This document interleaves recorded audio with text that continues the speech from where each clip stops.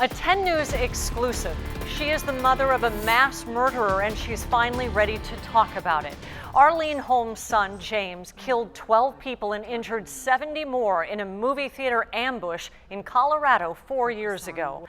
I sat down with her this week for her first TV interview since it happened. She told me only now does she feel brave enough to deliver the message she hopes will change lives. Somebody is still shooting at side theater number 9. Oh my God. I got 7 down in theater 9. Like so many others whose lives were shattered by the mass We're murder going to try to get her to an ambulance. carried out by her son, it's clear when you see her face. This is a broken woman. It is horrible what he did. It can't be minimized. It can't be erased.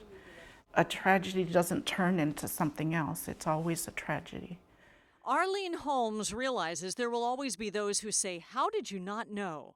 A question that's consumed her and given rise to the only shred of hope that she can now pass on. I failed to be educated, and I want to offer up that failure as advice to other people. Arlene's message is one she's tragically positioned to tell: the importance of recognizing the early signs and symptoms of mental illness.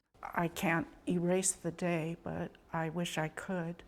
And the way that I want to honor their injuries and their distress is to try and help prevent something this bad from happening again. So she chose May, Mental Health Awareness Month, to share her story. If I don't deliver this message, I do dishonor the victims because I've been given this opportunity to speak to you, and I need to be brave and take the risk of criticism and go ahead and tell people this is what he was like, this is what I can see in retrospect.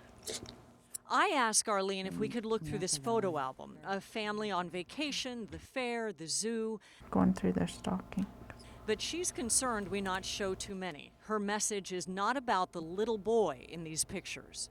Through elementary school, he was a happy kid, friendly, had lots of kids over to the house. Things changed when James was 12 or 13. I noticed that he was sadder than a child should be. They saw a family therapist for about a year, worked on things, but James continued to get quieter, more irritable. He was having trouble being around people. More isolated. So these are the things that people need to really hone in on, and don't try and do like he did and I did, which is try and just keep going or solve everything yourself. You need the help of a professional.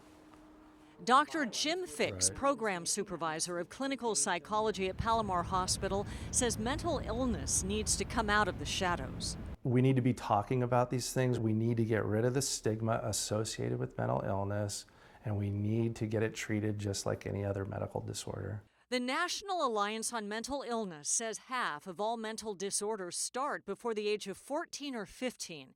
And by his early 20s, James was becoming psychotic. He's having trouble thinking, which he didn't have before. His cognition was declining. He's having even more trouble being around people. This is a neurological condition that renders the person unable to be aware that they have a mental health disorder. Which is why others need to see the red flags. James, we now know, was delusional. The delusion being, I'll kill people, I'll be worth more, which is just horrible to think about or to hear. The thoughts of a madman armed and hell-bent on slaughter. Violence perpetuated by mentally ill people is rare. It's not rare if you're the one that was harmed. It's not rare to you. People tell me their stories and then they say, I never tell anyone. And that has to stop. We have to be able to talk.